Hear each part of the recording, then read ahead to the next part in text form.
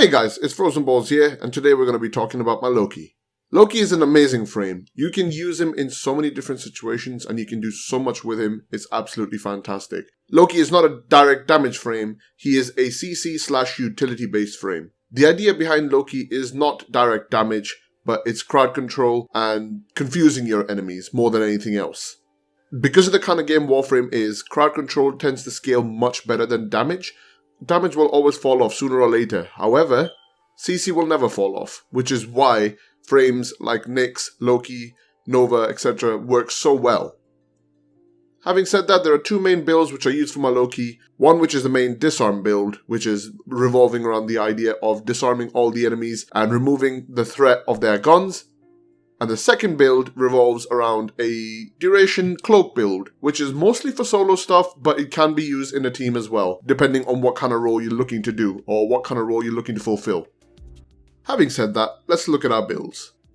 The first main build is a Disarm build. The concept of Disarm basically rotates around the idea of having max range and a bit of duration, which is provided via prime continuity itself. Irradiating Disarm applies a radiation proc to enemies, which confuses them, so it causes them to attack each other and do damage to each other, so it's extra CC added on top.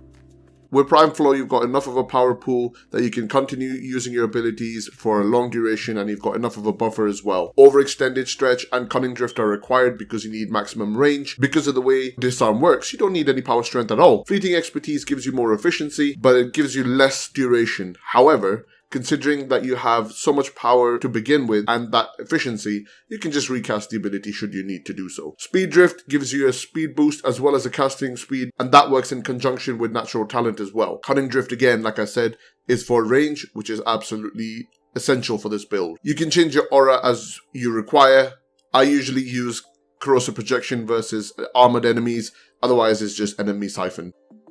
The second build is my duration build. This build is built around the idea of having maximum duration for invisibility, which gives you a 33-second invisibility duration. Using max narrow-minded prime continuity and constitution gives you the maximum amount of duration as possible. Harsh invisibility is perfect, so you can slap it on and make all of your weapons silent. Rush and Speed Drift is for maximum sprint speed, as well as combining that with Maglev means you can actually maintain your sprint speed. This is personal choice. I personally like using sprint speed more than the mobility mods in this particular build, and I like being able to use a Speedy Gonzalez build, so it's my personal choice here. Streamline for a bit of efficiency and enemy sense because you want to be able to see where the enemies are if you're going to be using this. This build is mostly used for solo stuff like, say, spies or stealth exterminates for focus farming and stuff like that. However, it can be used for other stuff, especially like if you have a team which requires a Loki to be invisible so you can revive people since you've got such a long duration. Or if you're going with a melee build, you can use this build pretty effectively in that situation itself.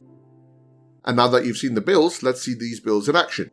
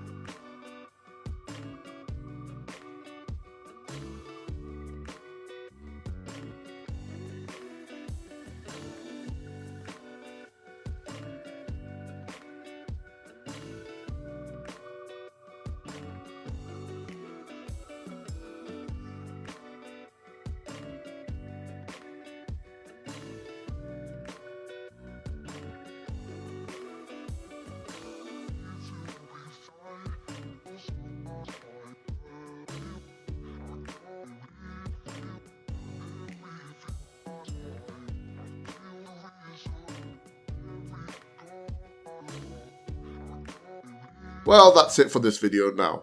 If you liked what you saw, make sure you leave a like, comment and a subscribe, and I'll see you in the next one.